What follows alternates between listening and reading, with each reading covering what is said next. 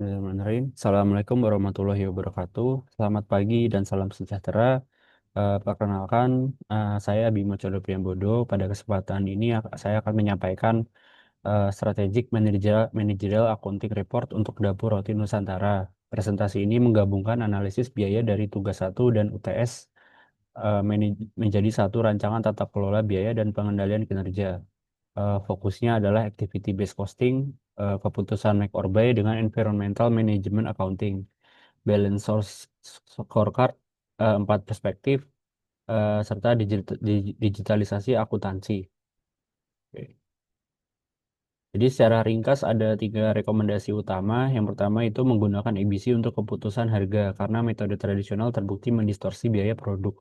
Kemudian yang kedua, membeli kemasan dari vendor selama masa uji coba 1 tahun, karena setelah biaya lingkungan diperhitungkan, opsi ini lebih murah. Ketiga, menjalankan digitalisasi akuntansi bertahap selama 90 hari dan gunakan balance scorecard sebagai dashboard direksi. Dengan begitu, perusahaan tidak hanya mengetahui berapa biaya yang terjadi, tapi juga aktivitas penyebab biaya dan tindakan korektif yang harus dilakukan. Kemudian, profil dan tantangan strategis. Dapur Roti Nusantara adalah UMKM bakery simulatif yang menjual roti sobek original, brownies kukus, dan pie susu mini melalui toko reseller serta pesanan daring. Tantangan utamanya adalah perbedaan kompleksitas antar produk. Produk yang memiliki banyak setup, inspeksi, dan order tidak selalu menggunakan jam tenaga kerja langsung paling besar. Karena itu, jika seluruh overhead dibebankan hanya dengan jam tenaga kerja, biaya produk dan margin dapat terlihat keliru. Kemudian di sini ada temuan ABC, metode tradisional menghasilkan tarif overhead Rp50.000 per jam tenaga kerja langsung. Setelah overhead ditelusuri melalui 6 aktivitas, hasil ABC menunjukkan roti sobek memiliki biaya Rp14.125 per unit. Brownies Rp31.631 dan pie susu Rp18.621. Dibandingkan metode tradisional, roti dan brownies mengalami overcosting, sedangkan pie susu mengalami undercosting Rp871 per unit. Margin ABC pie susu hanya sebesar 11,33%, sehingga produk ini menjadi prioritas perbaikan proses dan evaluasi harga. Kemudian keputusan make or buy dan EMA. Untuk mengintegrasikan metode tugas 1 dan analisis make or buy diterapkan untuk mengintegrasikan metode tugas 1, analisis make or buy diterapkan pada 48.000 unit kemasan per tahun. Secara konvensional, membuat sendiri lebih murah Rp1.200.000, namun produksi internal memiliki biaya risiko lingkungan ekspektasian Rp3.600.000. Sedangkan opsi membeli memerlukan audit pemasok Rp600.000. Setelah HMA, totalnya membuat menjadi Rp55.200.000 dan membeli Rp53.400.000. Jadi membeli lebih murah Rp1.800.000 dengan syarat kualitas, kepatuhan lingkungan, dan harga vendor dikendalikan. Kemudian peta strategi dimulai dari pembelajaran dan pertumbuhan. Pegawai yang memahami data, ABC, dan etika akan menghasilkan pencatatan yang lebih disiplin, Data yang baik mempercepat tutup buku, mengurangi setup dan purchase order yang tidak efisien, serta menurunkan limbah. Proses yang lebih baik meningkatkan ketepatan pengiriman dan menurunkan biaya pelayanan pelanggan. Pada akhirnya, perusahaan memperoleh margin yang lebih sehat, ROI digital yang positif, dan pertumbuhan yang lebih berkelanjutan. Kemudian, keuangan. Perspektif keuangan memiliki bobot 30%.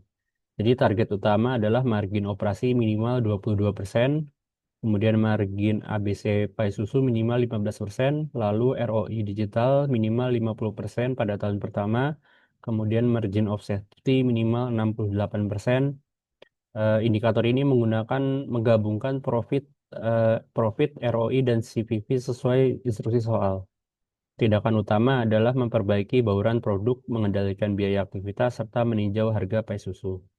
Kemudian perspektif pelanggan memiliki bobot 25%. Biaya administrasi pesanan dan distribusi menghasilkan tarif awal Rp25.000 per order. Targetnya diturunkan menjadi maksimal Rp22.000. Selain itu, perusahaan menargetkan repeat customer minimal 55%, ketepatan pengiriman minimal 97%, dan keluhan maksimal 2%. Data harus dipisahkan per kanal agar perusahaan mengetahui pelanggan yang benar-benar memberikan kontribusi laba. Kemudian perspektif proses internal dan digitalisasi. Pada proses internal, fokusnya adalah digitalisasi akuntansi. Target kelengkapan input harian minimal 95% dan tutup buku maksimal 3 hari. Jumlah setup pai susu diturunkan dari 12 menjadi maksimal 8 kali per bulan. Jumlah purchase order dari 40 menjadi maksimal 30. Dan scrap produksi diturunkan menjadi maksimal 3%.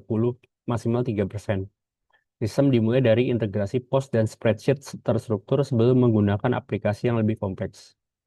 Kemudian pembelajaran, pertumbuhan, dan etika. Perspektif pembelajaran dan pertumbuhan memiliki bobot 20%.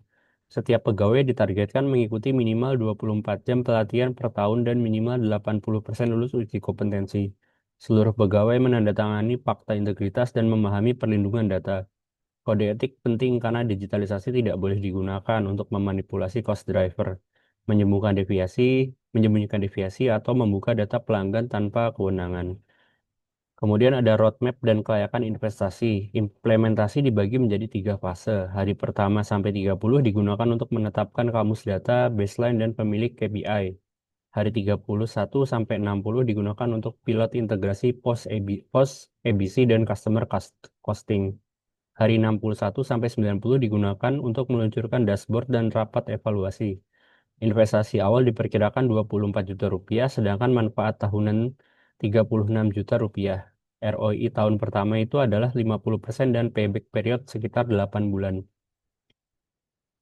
Sebagai penutup, ABC memberikan biaya produk yang lebih akurat, EMA mencegah keputusan taktis mengabaikan risiko lingkungan, balance scorecard menyatukan indikator keuangan dan non-keuangan, dan digitalisasi menyediakan data untuk menjalankan seluruh sistem tersebut.